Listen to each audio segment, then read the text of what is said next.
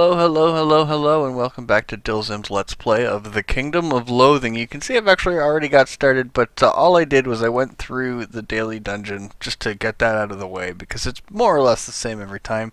I did fight another hunting seal. There do appear to be some seals trying to kill me, but it was the same as the hunting seal that I fought yesterday.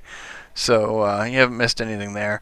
I'm just going to head back to my campsite here, rest up a little bit, and go into my inventory and eat some stuff. I've got, well, let's eat some mana curds and some flavorless gruel. And I don't think I can also eat the vampire. Yeah, I'm too full to eat the vampire chowder. Is the gual egg quiche 3? Yeah, okay, we will eat a gual egg quiche. Now, what to do? Let's go check out the haunted kitchen in Spooky Raven Manor. As soon as my computer catches up here. There we go.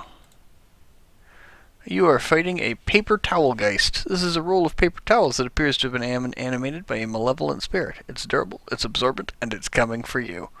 Get the jump on it. Wham! You managed to dig through the single drawer looking for the key, but the constant demonic flames belching out of the oven result in the kitchen getting too hot for you, and you just have to get out. To add insult to injury, you don't find the key, just a rusted mousetrap. Now, it looks like I'm going to use this stuff that I won there. It looks like I need some hot, some sort of warm protection here. I do have somewhere in here SPF 451 lip balm, which gives me 10 adventures worth of fireproof lips. Let's go back.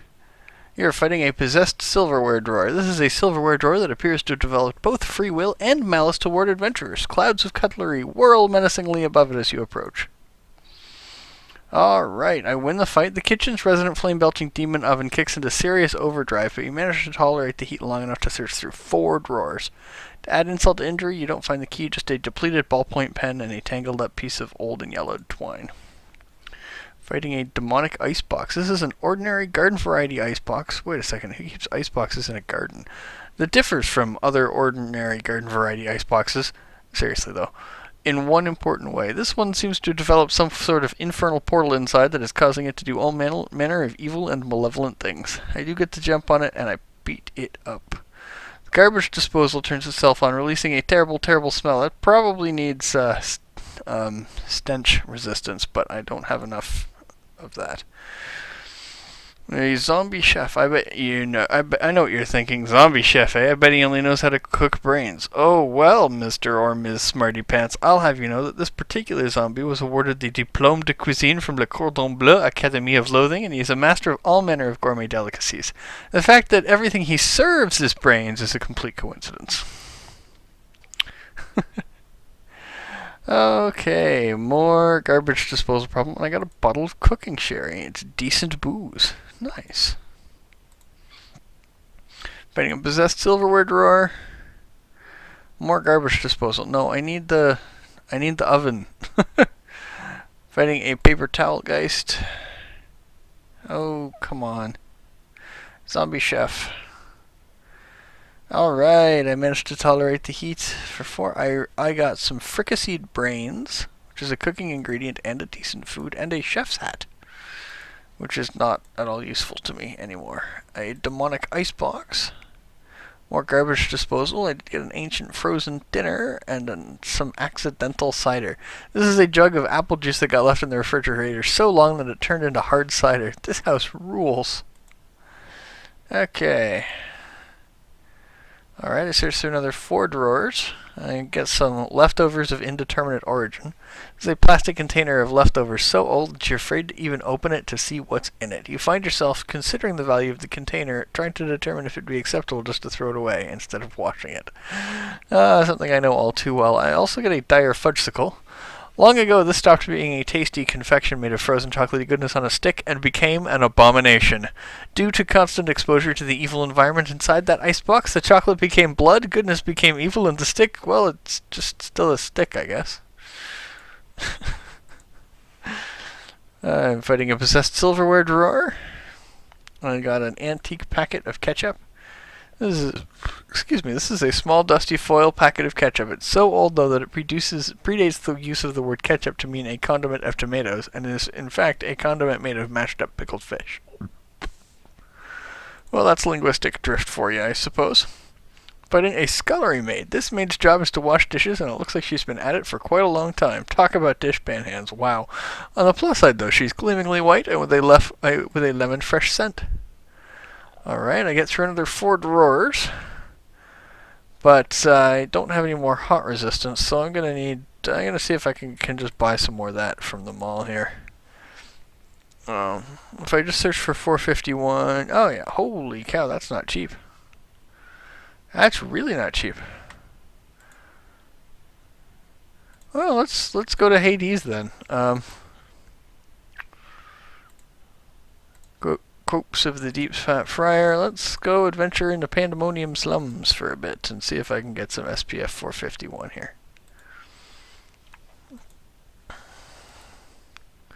Got a figurine of a charge seal. There are a lot of those down there. I got another Ruby W, a Helion, an L-Imp. Alright, Imp Ale, another figurine of a charred seal, Fallen Archfiend, alright, a G-Imp, a Demon Ninja, got another Hot Katana Blade, another figurine of a charred seal, come on, another Fallen Archfiend, another Demon Ninja. This would be great. Aha, excellent. Some 451 lip balm. Now that the crypt has been thoroughly undefiled, the evilometer is dark. You thank it for its many adventures of dutiful service and give it a proper burial. Alright, let's use my SPF 451 and head back to the kitchen in Spooky Raven Manor. Another paper towel geist. Aha! I got the Spooky Raven billiards room key. Excellent. You're fighting a chalk dust wraith. Ooh, beating it up appears to not be all that useful. But I do have a lot of extra hot damage from stuff that I have equipped, so thankfully I can beat up the chalk dust wraith fairly quickly. I get a pool cue. This is not, as you might expect, something that lets you know when it's time to go swimming. Wow, that's bad. It's a polished wooden stick used to hit polished ivory balls into polished leather buckets and polished felt tables. Okay, you got me. The felt isn't polished. It gives me Moxie +5 and pool skill +3. Let's see what happens when I equip it. Let us equip the pool cue. Alright. Okay. Oh god, another hunting seal. This is just like the one I fought earlier. Let's thrust smack it a few times. Holy cow, you're tough. Also, my stuff isn't that great. Alright, a Poultergeist. That's bad. Another chalk dust wraith here. You're stopped abruptly by the sight of what appears to be a bluish white cloud of pure malevolence. Alright. Doing 1 damage at a time here. There we go. More chalk dust wraith. Come on. Alright, this vaguely humanoid figure made up of spooky levitating pool balls. You spend a few seconds trying to figure out what the best place to kick it, but to no avail. It hovers towards you, eerily clicking and clacking. Okay. Gets the jump on you. The Poultergeist flights toward you, but accidentally collides with a rack of pool cues. Hilarity ensues. For you, not the Poultergeist. Okay. While searching the haunted billiard room, you find a pool table. This in itself isn't very surprising. There's 2 pool tables in the room, and they're difficult to miss. The surprising part is that a ghost has materialized next to one of them. He's dressed in spats and sleeve garters, and all the ghosts in between them are slick, high-class fashion. All the clothes in between them are slick, high-class fashion, or at least were some hundreds of years ago. He notices you looking at him and gives you a sly grin, then gestures toward a rack of pool cues as if to challenge you to a game. You ready your cue, and then you notice that his own cue is a very expensive-looking 2-part mahogany and ivory job. You suddenly recall one of the very few bits of fatherly wisdom your dad ever gave you. Never shoot pool against someone who brought their own cue. Sensing your own hesitation, the ghost grins again and places a large ornate brass key, a real one, not a ghost of one, on the edge of the pool table. Well, let's see if we can hustle the ghost. Okay. You step up to break and drive the cue ball back into the rack with a mighty blow. The balls rocket around the table, but alas, the only one that goes into the pocket is the cool ball. The ghost rolls his eyes at you and proceeds to run the entire table, leaving you standing there with your cue in your hands as he picks up the brass key and vanishes with a contemptuous shake of his head. Oh well, at least you got some practice. So I did get +1 pool skill for that, and now you can see that I have to beat the ghost at pool, and my current skill is 4. Oh hey, it's him again. Let's hustle over to the other table and practice. Alright, so that only gets me 1 pool skill too. So there's no sense in not trying to beat him, I think. We will keep beating up pooltergeists. Ooh, I got an 8-ball. There's a combat/usable item. It's just a regular 8-ball, not the kind you'd have if you stood 77 feet tall. Okay. If you'd rather it be an infinity ball, just rotate it 90 degrees to the left or the right. What happens when I attempt to use... Actually, recent items will be faster. When I attempt to use the 8-ball, you ask the 8-ball a question. Unsurprisingly, 8 is the answer it gives you.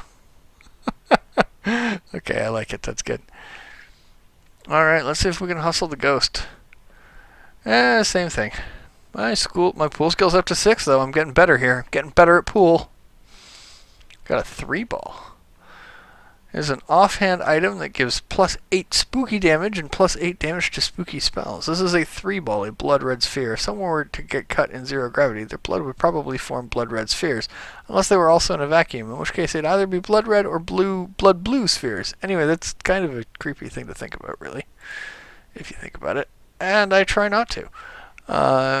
Chalk Dust Wraith. Wham, wham, wham. Come on. Alright. You approach one of the... Oh, more Chalk Dust Wraith. Oh, crap. I'm out of mysticality points. 1 hit point at a time. I don't know how many hit points it has, but it's a few. Cursed ghost. Okay.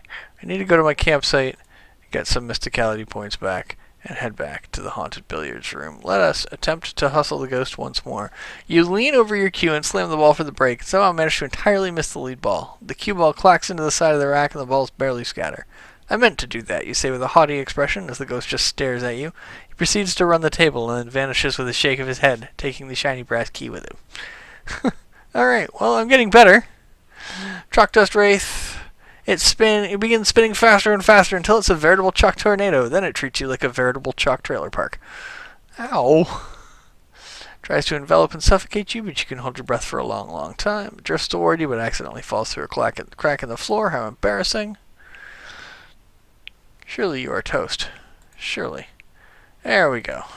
Down goes the Chalk Dust Wraith. Another Chalk Dust Wraith. Tries to spout a cloud of chalk dust in your eye, but your blinking skills save the day. Alright, another handful of hand chalk. Which I think...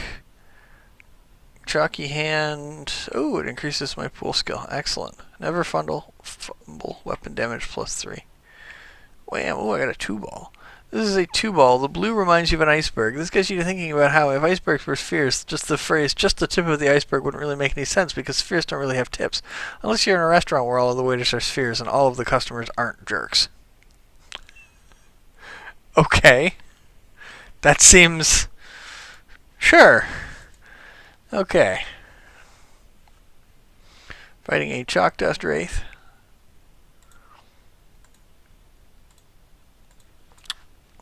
More hand chalk. A poltergeist. Okay, well, let's go into my inventory here and use a bunch of this hand chalk here. Let's just use 8. Let's get a ridiculous number. There we go. I will have chalky hand for 40 adventures. Okay. Got another 8 ball, but I need some muscularity points back here. Let's beat up the poltergeist. Come on, chalk dust wraith. Down you go.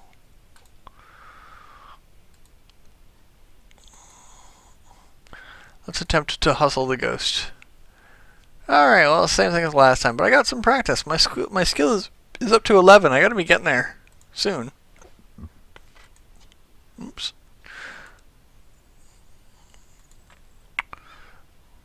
You step up to the table, cue in hand, and execute a nice solid break. You run most of the table, and plainly impressed despite himself, the ghost decides not to go easy on you. He proceeds to pocket every one of his balls, including the 8, and vanishes triumphantly with the shiny brass key. Damn it. Oh well, at least you got some practice. Okay, I'm getting better. I'm getting close here. I am almost defeating the ghost here. Poltergeist. Whoops. Let's adventure again. Poltergeist again. Ooh, I got a 1 ball. This is a 1 ball. Its yellowness speaks to your inner coward and will help you be more paranoid about fighting. It also reminds you of half a bee. Okay.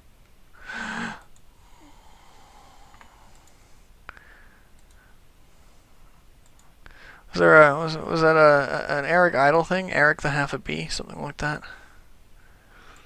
Okay. Beat up a chalk dust wraith. Come on, down you go. Alright. Stepping up to the table with confidence, you proceed to run the entire table while the ghost looks on with mounting astonishment. With only the 8 ball to pocket to win the game, you aim carefully and strike the cue ball with a smooth, practiced motion. It rolls forward and strikes the 8, which rolls precisely into the pocket, and the cue ball rolls in after it. The ghost picks up his shiny brass key with an air of relief and vanishes, leaving you alone to bang your head on the table for a while. Oh God, if I could count the number of times I've accidentally done that. Come on. Gotta be almost there. My spool skill's 14 here. Oh, I got a 4 ball. This is a 4 ball, a perfect sphere of deepest purple. No one is quite sure why the color purple is so often used to represent sleaze, and nobody understands why this particular pool ball emanates so much sleazy energy. Nobody really ought to do some research. Can I get him this time? Not quite. I sunk the cue ball again. I've gotta be almost there. My pool skill's 15 now. It's gotta be. Okay. Oh crap, I forgot to... Wham! Only 1 critical hit. No sense in spending my fury as I regret the fact that I did not visit my campground briefly before coming to fight the before coming to adventure here. This chalk dust wraith thing is brutal, man. Campground, rest in my house, back to the haunted billiards room. Another hunting seal. Wham, wham. Alright, down you go. Poltergeist. I got another 1 ball. A poltergeist. Chalk dust wraith. Come on, down you go. Alright. Poltergeist. I just want to get this key, man. This is taking longer than it feels like it should.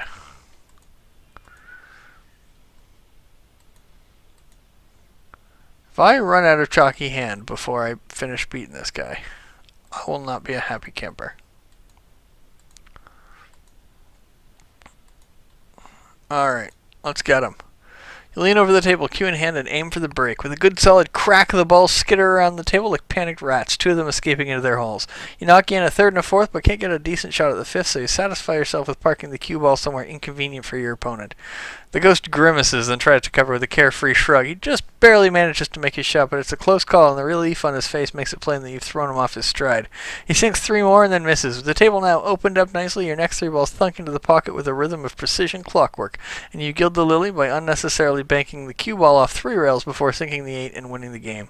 With a howl of frustration, the ghost attempts to break his cue over his knee. When they just pass through each other, he becomes even more frustrated and vanishes to find somewhere that he can really lose his cool without anyone seeing it. You pick up the brass key he left behind with a smug grin of your own. Awesome. Okay, let's go to the library. You're fighting a book bat. If a brick bat is a small fragment of a brick, does this mean that this thing's a small fragment of a book? No, not at all. In fact, it's a book that's been possessed by some sort of restless spirit and is now flying around the library attacking anyone who happens by. You happen by. Oh, I should have... I got a tattered scrap of paper. It's a combat item and a meat pasting component. But what I do want to do is re-equip... Ooh, the spiked femur is actually more damage than my hammer of smiting, but it's not as awesome. And I want an offhand item. 4 ball is sleaze. 3 ball is spooky. 2 ball is cold. Let's go with the 4 ball. If you're wandering through Spooky Raven Library, you notice a shelf full of particularly interesting books. Read The Fall of the House of Spooky Raven. Read To Serve Man Delicious Cocktails. Read Ancient Forbidden Unspeakable Yoga, A Beginner's Guide. Let's look at that. You read the book of Ancient Forbidden Unspeakable Yoga and try out a few of the positions. They provide a surprisingly good workout, but a few of them place your head in places man was not meant to see. Gain 75 strongness, but I also lose 15 hit points worth of spooky damage. Finding a writing desk. In the library, you come across one of Lord Spooky Raven's writing desks. How did Lord Spooky Raven like his writing desk? He liked it just fine. Thanks for asking. Some of the ancient forbidden unspeakable evil that he studied must have rubbed off on the desk, though, because it's moving, growling, and trying to bite you in a way that ordinary writing desks hardly ever do. Hardly ever. You induct it into the club. I get an inkwell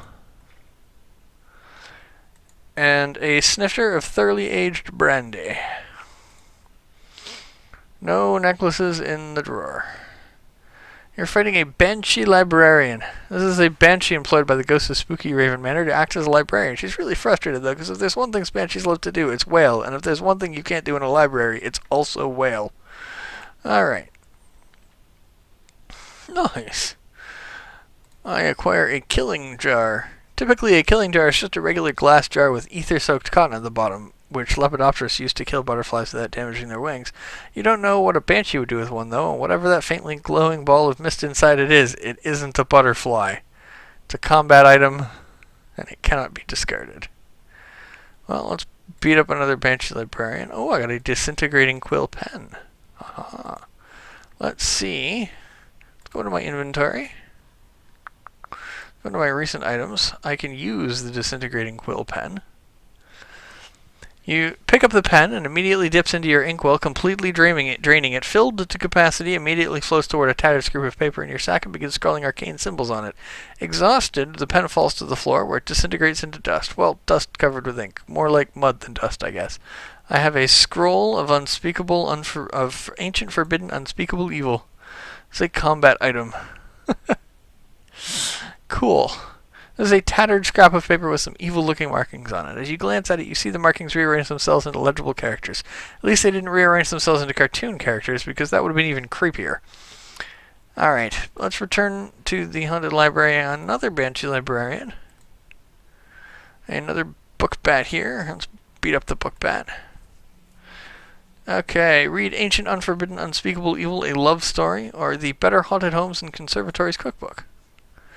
You flip through the cookbook. Interesting. It says here that if you cook spices with jumping bean burrito, that you'll get spicy jumping bean burrito. Oh, see, I did know that. I just haven't actually done that one.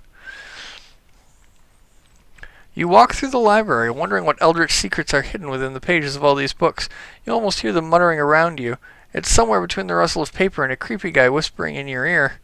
The restless silence is broken by a sonorous toll of a giant bell of a clock, which may or may not be striking the hour. You cover your ears as dust sifts down from the ceiling, breathing a sigh of relief after the 12th bell tolls. Then the clock strikes 13, even louder than before, and all the lights go out, leaving you almost in complete darkness. You grope towards one of the decorative sconces on the wall and pull out an unlit taper, and before you get some really weird mental images, a tapir is the kind of horse-elephant-looking animal. A taper is a candle. Anyway, before you can strike a match or summon a tiny fireball, a heavily accented voice says, "Put the candle back." Huh? You say, looking around for the source of the voice. "Put the candle back," the voice says. "Honestly, this is a library. You can't have fire in here. Are you trying to get banned for life?" You put the candle back in the sconce and the lights flicker on. You leave before you accidentally offend any more spirits. Well, I guessed wrong, apparently. We'll beat up a banshee librarian, and a book bat, and another banshee librarian. And I'm out of adventures. I will booze up and log out, and we will be back at it tomorrow. Thanks for watching. If you like what you saw, feel free to like, comment, tell your friends, subscribe, do any of that fun stuff. But most importantly, if you enjoyed yourself, I hope you have a fantastic day. This is Still Sims signing out. Thank you, and have a wonderful evening.